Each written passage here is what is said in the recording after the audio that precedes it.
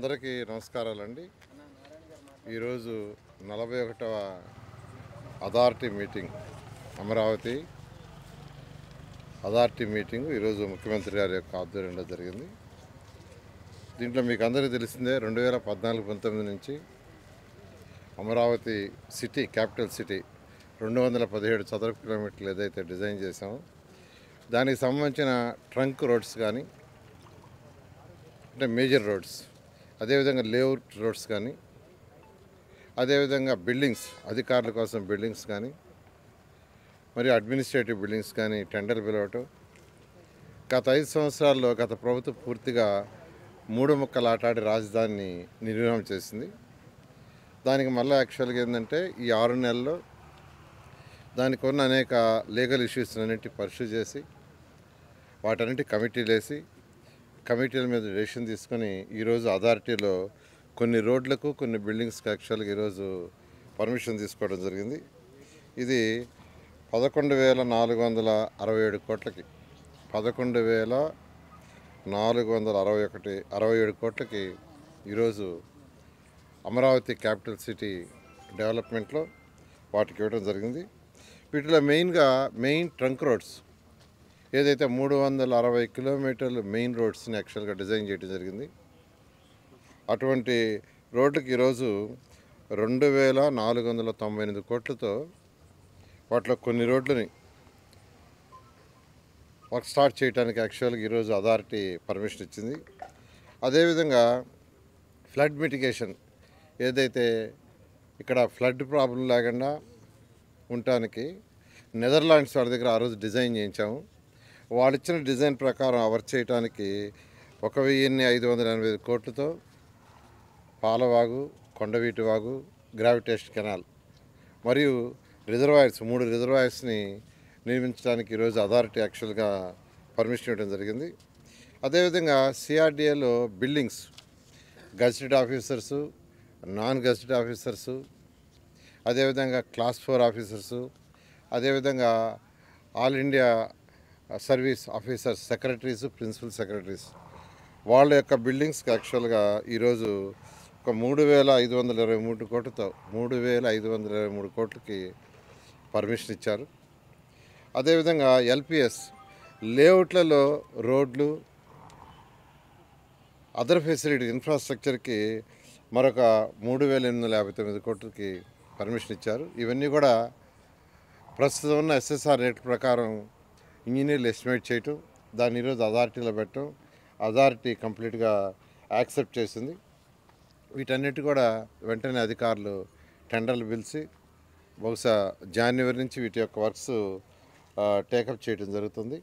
అయితే ఈరోజు ఇన్ఫ్రాస్ట్రక్చర్ తీసుకుంటే, ఇన్ఫ్రాస్ట్రక్చర్లో ఏదైతే లేఅవుట్స్లో కావచ్చు, మెయిన్ రోడ్స్లో కావచ్చు, దాంట్లో రోడ్స్ తీసుకుంటే అండర్గ్రౌండ్ డ్రైనేజ్ సిస్టమ్ తీసుకొచ్చాం, వేస్ట్ వాటర్ని, అదేవిధంగా డ్రింకింగ్ వాటర్ అట్లా అండర్గ్రౌండ్ ఉంటుంది, అదేవిధంగా స్టామ్ వాటర్, వర్షం వచ్చినప్పుడు వాటర్ పోయే సిస్టము, స్ట్రీట్ లైటింగ్స్, తర్వాత మన ఫైర్ సిస్టము, తర్వాత వచ్చి సెక్యూరిటీ సిస్టమ్స్, ల్యాండ్స్కేపింగ్ అన్నీ కూడా దీంట్లో కంప్లీట్గా ఒక ఇంటర్నేషనల్ స్టాండర్డ్లో చేయాలని ముఖ్యమంత్రి గారు ఆదేశించడం, దాని ప్రకారం దీన్ని ఈరోజు చేయటం జరిగింది. బంగళాలు తీసుకుంటే ఐఏఎస్ ఆఫీసర్స్ మొత్తం 115 బంగళాలు. ఈ 115 బంగళాలు, దానికి కావాల్సిన ఇన్ఫ్రాస్ట్రక్చర్ కంప్లీట్ చేయడానికి 516 కోట్ల రూపాయలు అవుతుంది. అదేవిధంగా ఎల్పిఎస్ చేయడానికి ఏదైతే చెప్పావో దాంట్లో కూడా ఈ యొక్క ఇన్ఫ్రాస్ట్రక్చర్ మొత్తం ఉంటుంది. ఈ విధంగా ఇది ఫేజ్ 1లో ఈరోజు పర్మిషన్ తీసుకోవడం జరిగింది. మరొక వారంలో మిగతా రోడ్లు కూడా ఎస్టిమేషన్ వేస్తారు, వాటికి కూడా చేయడం జరుగుతుంది. అదేవిధంగా ఐకానిక్ టవర్స్ 5 ఉన్నాయి అడ్మినిస్ట్రేటివ్, అదేవిధంగా అసెంబ్లీ అండ్ హైకోర్టు, వీటికి కూడా యాక్చువల్గా టెండర్లు అయినాయి డిజైన్ చేసే వాళ్ళకి. వాళ్ళు కూడా బహుశా ఈ యొక్క డిసెంబర్ 15 లోపల వాటి యొక్క డిజైన్స్ని సంబంధించిన ఎస్టిమేషన్స్ ఇస్తామన్నారు. అది కూడా ఇవ్వగానే వాటిని కూడా అథారిటీ మీటింగ్లో ఈ నెలాఖరు లోపల, అంటే డిసెంబర్ నెలాఖరు లోపల పెట్టి వాటిని కూడా అప్రూవ్ చేసి టెండర్ పిలవటం జరుగుతుంది. ఈ విధంగా అమరావతి రాజధాని ఏదైతే గత ప్రభుత్వం నిర్విరామం చేసిందో దాన్ని మళ్ళా అంటే ఆ రోజు రైతులు 2015 జనవరి 1 ఒక చిన్న నోటిఫికేషన్ ఇస్తే ల్యాండ్ పుల్లింగ్కి కేవలం 58 రోజుల్లో, అంటే 2015 ఫిబ్రవరి 28 అర్ధరాత్రికి 34,000 ఎకరాలని మా ముఖ్యమంత్రి గారి మీద నమ్మకంతో ఇచ్చారు. ఆ రోజు రైతులు ఎంతో హోప్తో ఇచ్చారు, ఒక మంచి రాజధాని వస్తుంది, మా యొక్క భూముల విలువ కూడా పెరుగుతుందని. కానీ గత 5 సంవత్సరాల రైతులు ఎంతో బాధలు పడ్డారు. వాళ్ళు ధర్నాలు చేశారు, వాళ్ళని కొట్టడం జరిగింది, పోలీస్ స్టేషన్ తీసుకుపోయారు, ఆడవాళ్ళని హింసించారు. వాళ్ళకి ఈ యొక్క రాజధాని ఇక్కడ ఉండకూడదని రకరకాల ప్రయత్నం చేశారు. ఏదేమైనప్పటికీ ఈ ప్రభుత్వం ఎలక్షన్స్ ముందు ముఖ్యమంత్రి గారు చెప్పడం జరిగింది. దానికి అనుగుణంగానే ఆ రోజు 2014-19లో ఏదైతే రైతులకు ప్రామిస్ చేశామో, ఈ రాష్ట్రం యొక్క ప్రజలకి 5 కోట్ల మంది ప్రజలకు ఏదైతే ప్రామిస్ చేస్తే అది ఖచ్చితంగా 100కి 100 రాబోయే 3 సంవత్సరాలు పూర్తి చేయడం జరుగుతుంది. అది దాదాపు 17% నుంచి ఒక 30% పడుతుందండి. అది యాక్చువల్గా ఎస్ఎస్ఆర్ రేట్ల ప్రకారం ఇవ్వబోతుంది. అదేవి మన సపరేట్ చేసేదే లేదు. అంటే ఇసుక కానీ, శాండ్ కావచ్చు, లేకుంటే కంకర కావచ్చు, సిమెంట్ కావచ్చు, ఏదైతే చీఫ్ కమిషనర్స్ కమిటీ ఉంటుంది, ఆ కమిటీ ఇయర్లీ వన్స్ డిసైడ్ చేస్తుంది. దాని ప్రకారం ఎస్టిమేట్ చేయడం జరుగుతుంది.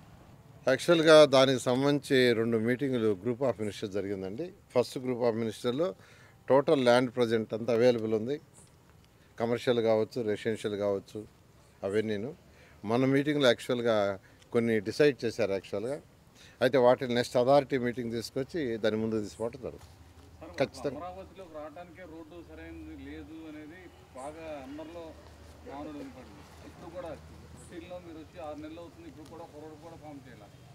ఖచ్చితంగానండి. ఇప్పుడు ఈస్ట్ వెస్ట్ తీసుకుంటే E1 నుంచి E1, E2, E3, E16 roads ఉన్నాయి, మొత్తం స్ట్రైట్ రోడ్స్.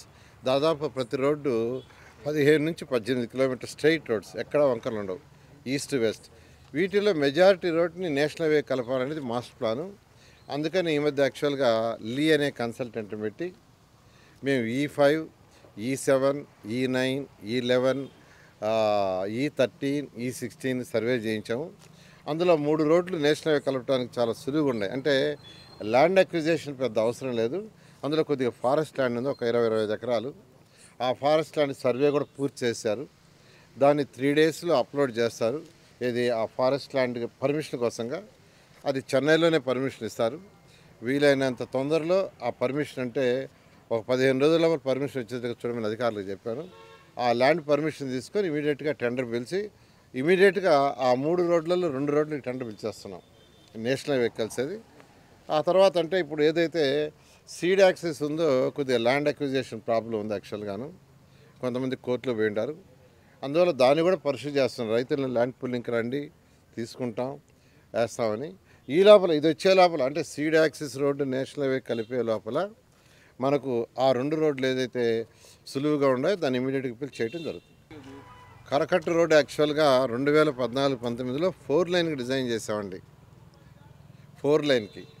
అయితే గత ప్రభుత్వం దాన్ని ఏం చేసిందంటే 2 లైన్స్ మళ్ళీ కుదిర్చింది. అయితే మళ్ళీ ఈ ప్రభుత్వం రాగానే మళ్ళీ 4 లైన్ చేయమన్నారు. 4 లైన్కి మళ్ళీ డిజైన్ చేసి అంతా చేశారు. అది ఇరిగేషన్ వాళ్ళకి సబ్మిట్ చేస్తున్నాం. ఇరిగేషన్ వాళ్ళు కూడా ఫైనల్ స్టేజ్లో ఉంది. వాళ్ళు కూడా చెప్పారు 2-3 రోజుల్లో పంపించేస్తామని. అది 2-3 రోజుల్లో వస్తే నెక్స్ట్ అథారిటీ మీటింగ్లో పెట్టి దాన్ని కూడా టెండర్ పిలవడం జరుగుతుంది. వరల్డ్ బ్యాంక్ది యాక్చువల్గా ఏంటంటే వాళ్ళ బోర్డు మీటింగ్ జరగాలండి. ఈ డిసెంబర్ మిడిల్లో వాళ్ళ బోర్డు మీటింగ్ జరుగుతుంది. బోర్డు మీటింగ్లో శాంక్షన్ కాగానే తీసుకోవడం జరుగుతుంది. అదే ఇప్పుడు యాక్చువల్గా ఇప్పుడు నేను ఏదైతే 2 రోడ్లు చెప్పానో ఆ 2 రోడ్లు రైల్వే ట్రాక్ మీద ఫ్లైఓవర్ వస్తుంది యాక్చువల్గా. సీడ్ యాక్సెస్ కూడా యాక్చువల్గా ఏంటంటే ఫ్లైఓవర్ వేసే ప్రపోజల్ ఒకటి పెట్టున్నారు, దాన్ని కూడా వర్కౌట్ చేస్తాం. మరిన్ని వీడియోస్ కోసం ఛానల్ ని సబ్స్క్రైబ్ చేయండి. లేటెస్ట్ అప్డేట్స్ కోసం వాట్సాప్ ఛానల్ ని ఫాలో అవ్వండి. ఆ లింక్ డిస్క్రిప్షన్ లో ఉంది.